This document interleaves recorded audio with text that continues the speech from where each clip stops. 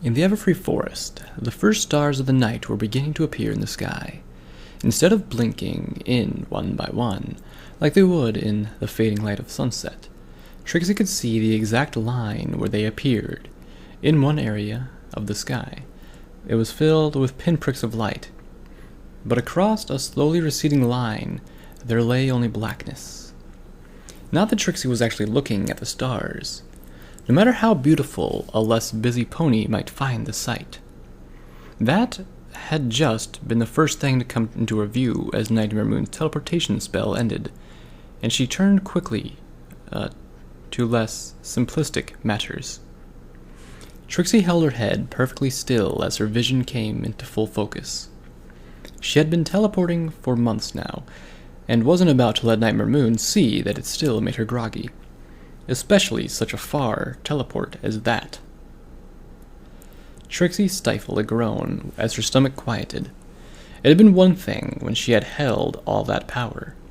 Before, she had used it to burn out New Ponyville.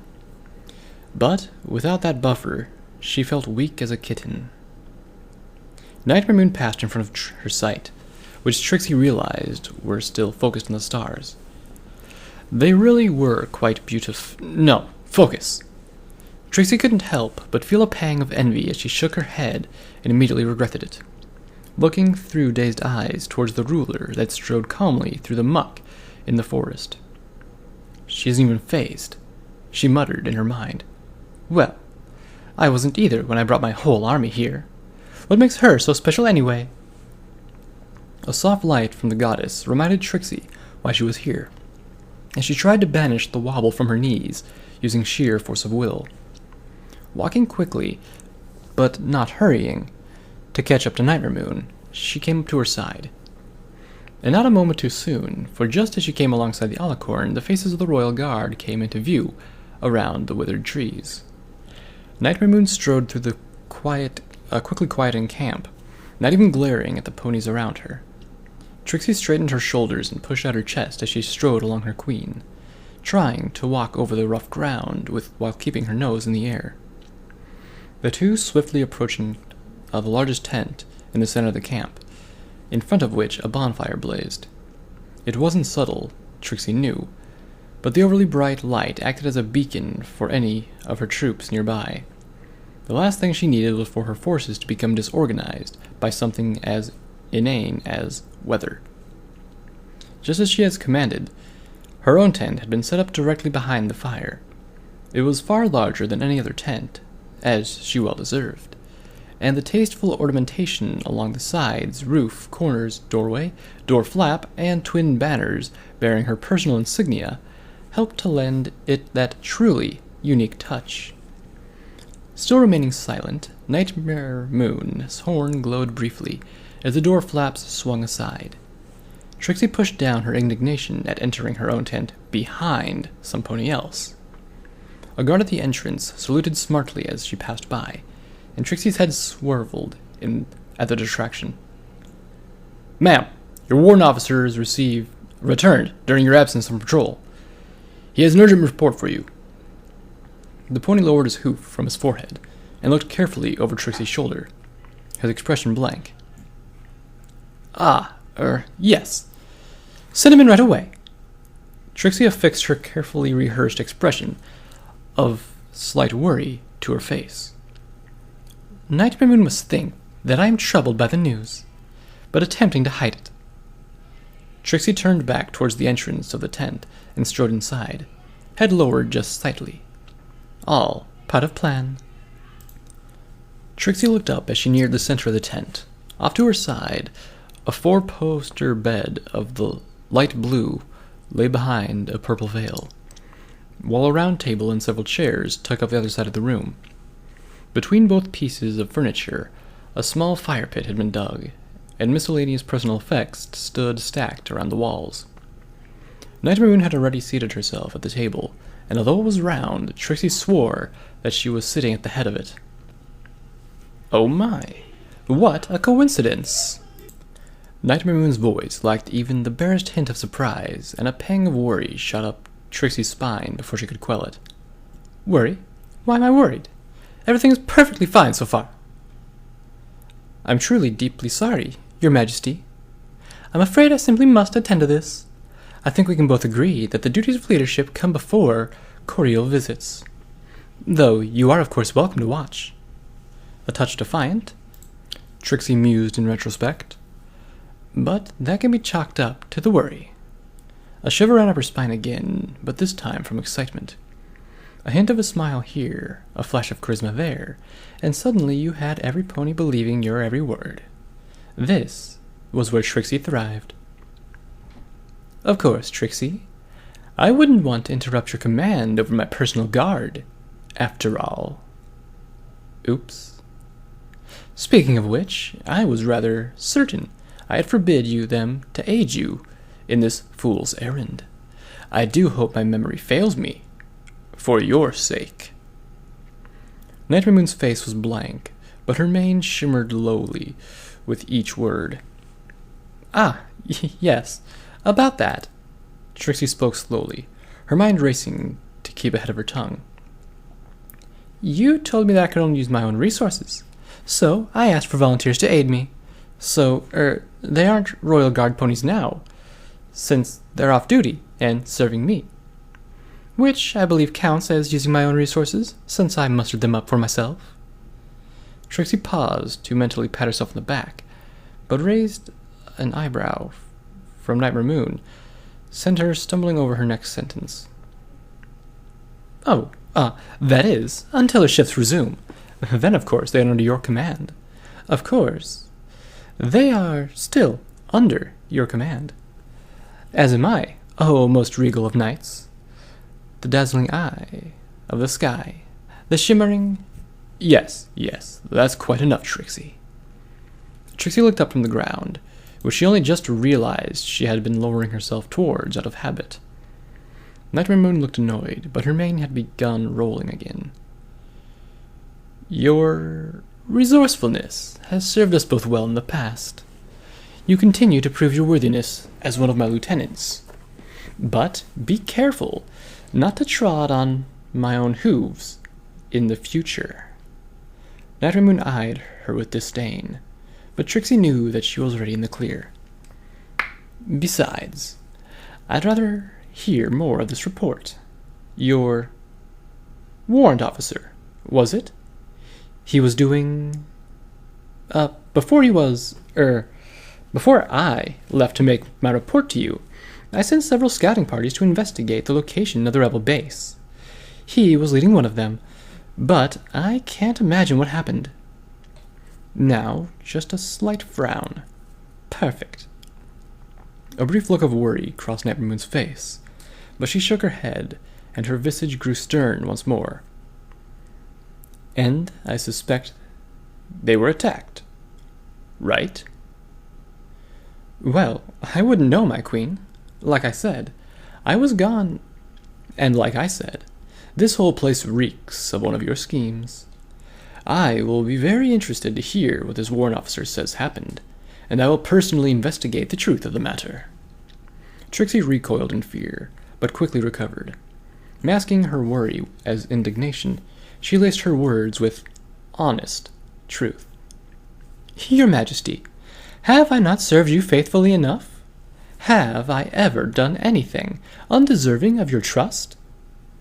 Nightmare Moon's brow scrunched up, and she turned her head slightly to the side.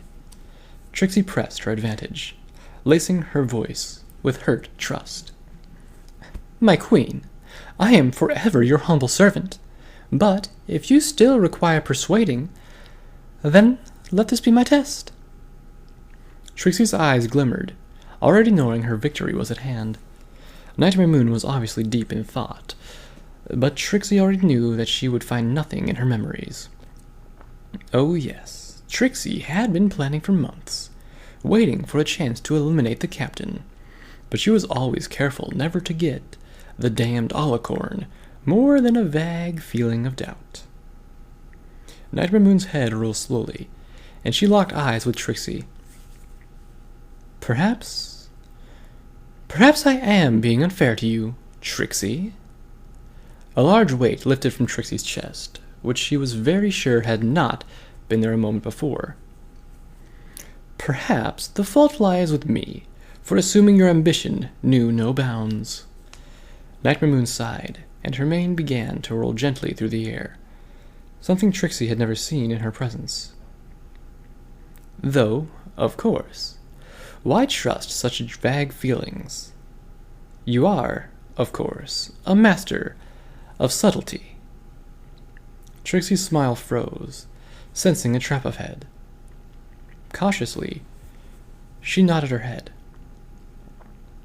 Then, I am sure you've long since learned the art of telling a lie from truth. Nightmare Moon's horn began to glow softly, and Trixie hoped the alicorn wouldn't notice the bead of sweat running down her cheek. The quickening of the heart, the stutter of breath, the hundreds of telltale signs just screaming for attention. Ah, Your Majesty, as the Royal Inquisitor, that is, I have some experience. Of course you do, Nightmare Moon interrupted, the glow from her horn dimming slightly. You are a natural at reading ponies. Your success as a show pony before your employment in my court will testify to that. I, however, have no gift for it.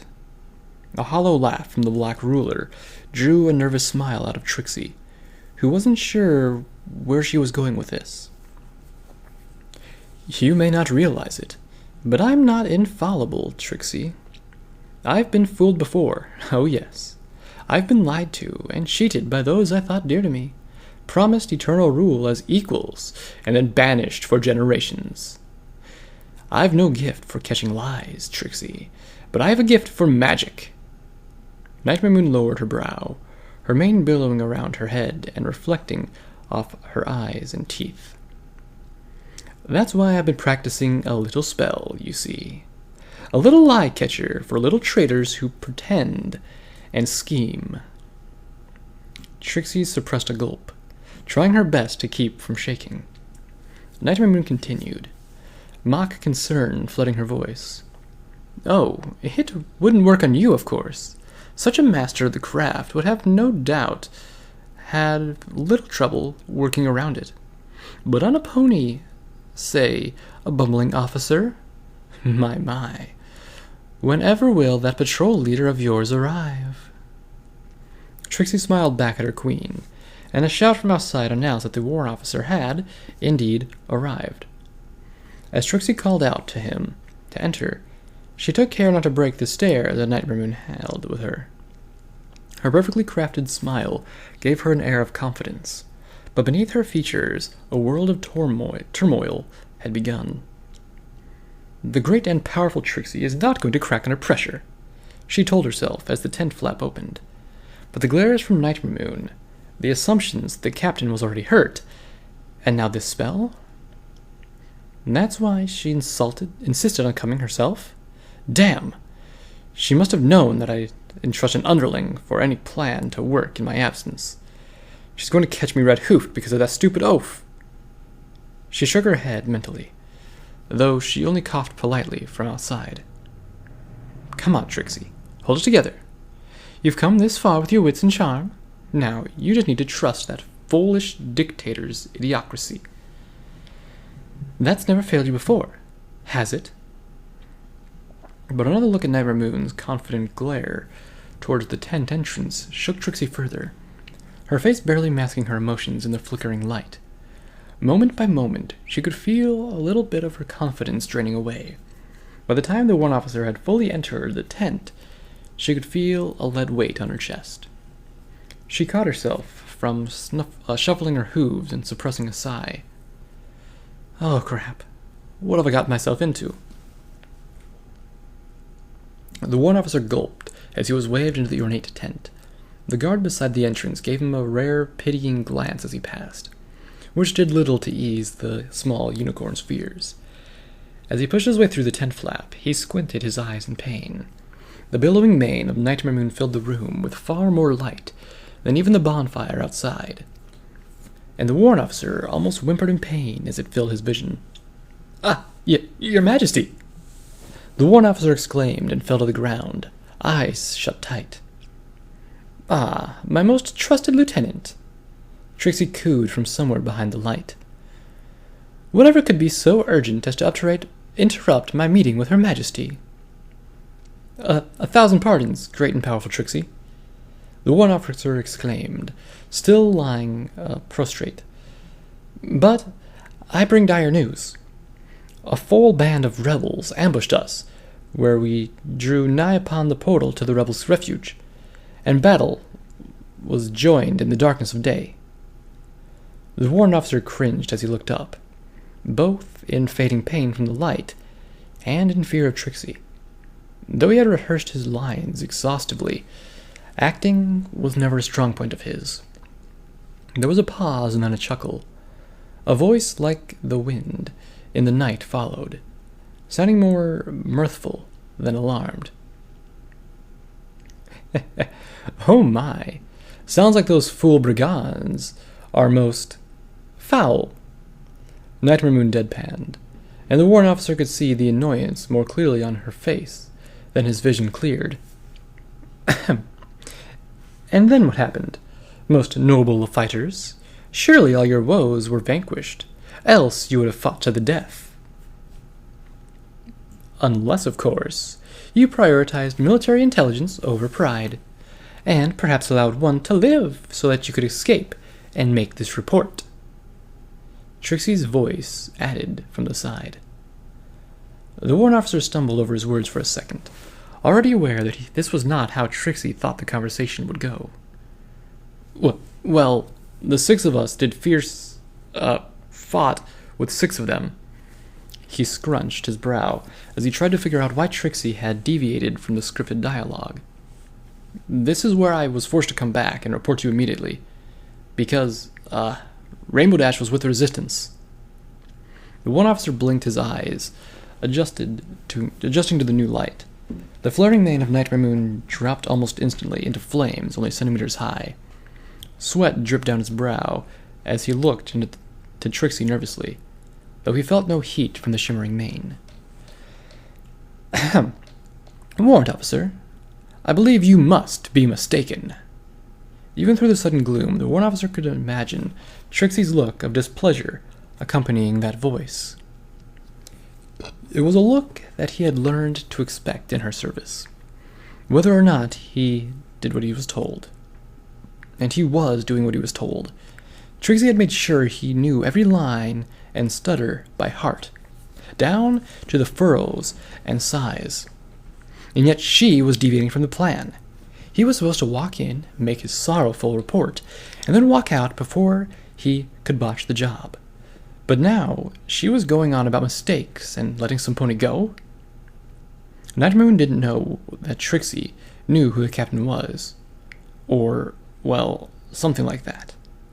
The one officer did remember that he was only supposed to mention Rainbow Dash by name, never the captain. Trixie had tried to explain why this made something more believable, but they both knew it had gone right over the poor fellow's head.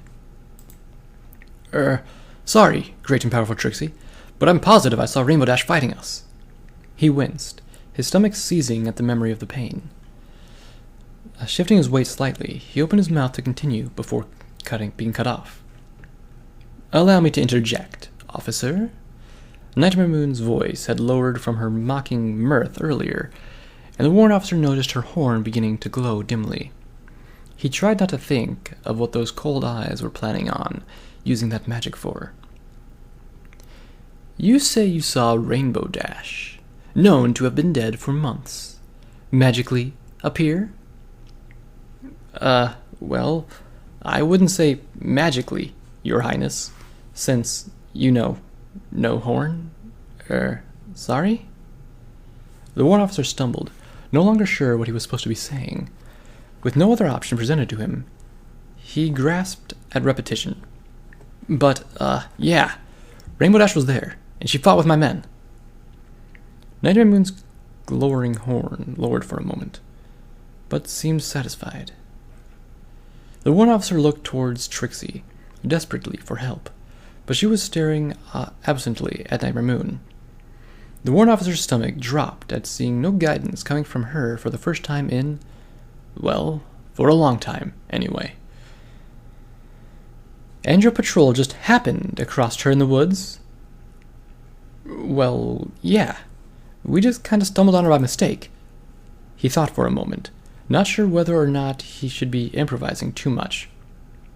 We were near the entrance to the rebel base, or where we think it is, when a giant rock moved aside, and she was standing there with 4 other ponies. He gulped as he finished, not sure what to expect. With every word, the glow on Night Ramoon's horn remained steady, and he was beginning to imagine all the horrible things it could erupt to at any moment. Thank you, Warrant Officer. Trixie finally spoke up. This is indeed alarming news, and we need to further discuss... Wait! Night Ramoon's voice split the air with a crack, her mane erupting outwards for a moment before shrinking back to the more normal height. Standing and striding towards the quivering officer, she lowered her horn until it was mere inches from his face. I refuse to believe that Rainbow Dash is standing with the enemy. Did you attack her first? No. She charged at one of my guards. Did she kill any of my guards? Did you kill her? Did you kill her? If you harmed one feather on her, I swear, I will see you burn for the rest of your pathetic life. Night Ramoon's eyes flashed fire, the fury behind them matched only by the bonfire on her back that rolled with every word. The warrant officer couldn't tear his eyes away from the faintly glowing horn just inches from his face, shivering in terror beneath the towering alicorn. No. Please. She's still alive. I'm sorry. I'm so sorry. She was going to take me prisoner, but I slipped away, and ran the rest of the way back here as fast as I could.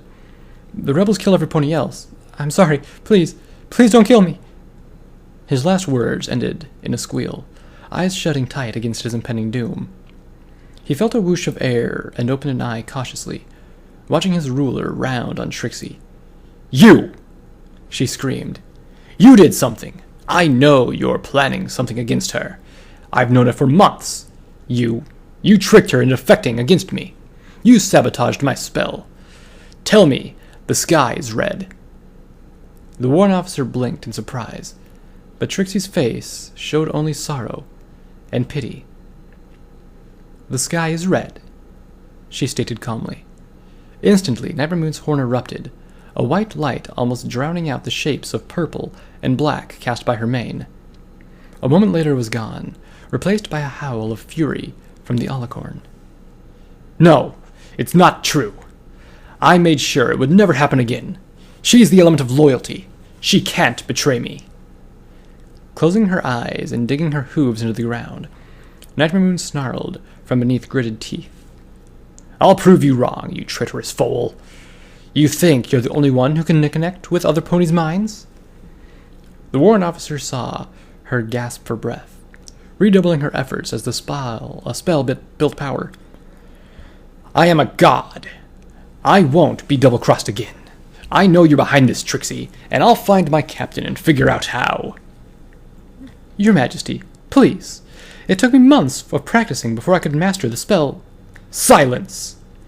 You are just afraid I'll find her, aren't you? The warrant officer stayed frozen at the floor, but even he could hear the paranoid cracks in his ruler's voice. You're afraid I'll find out how you set this up, this elaborate plot. Well, you should be. I'm not some lowly show pony like you. I'm Nightmare Moon. If you can do it, then so can I. With her mane lashing fruitlessly at the ceiling and walls of the tent, Nightmare Moon kept her eyes shut, as her horn flared over and over, casting enough light to illuminate every shadow of the gloomy room. For the first time in his life, the warrant officer saw fear written on Trixie's face as she looked around desperately, trying to get away from the magical buildup. The warrant officer could feel a tug in his horn as it naturally pulled towards the arcane epicenter, and he was sure every other unicorn nearby was feeling it as well. He tried to stand and run, but his legs stayed locked underneath him. He had only known fear like this once before, when the great and powerful Trixie had punished him and his partner for failing her. He had been so sure he was about to die, and a muffled bang rang out as the Queen's horn flared again, banishing the memories from the Warrant Officer's mind. With no way to comprehend the strength of the magic he was witnessing, all he could do was whimper in terror as Nightmare Moon drew in more power.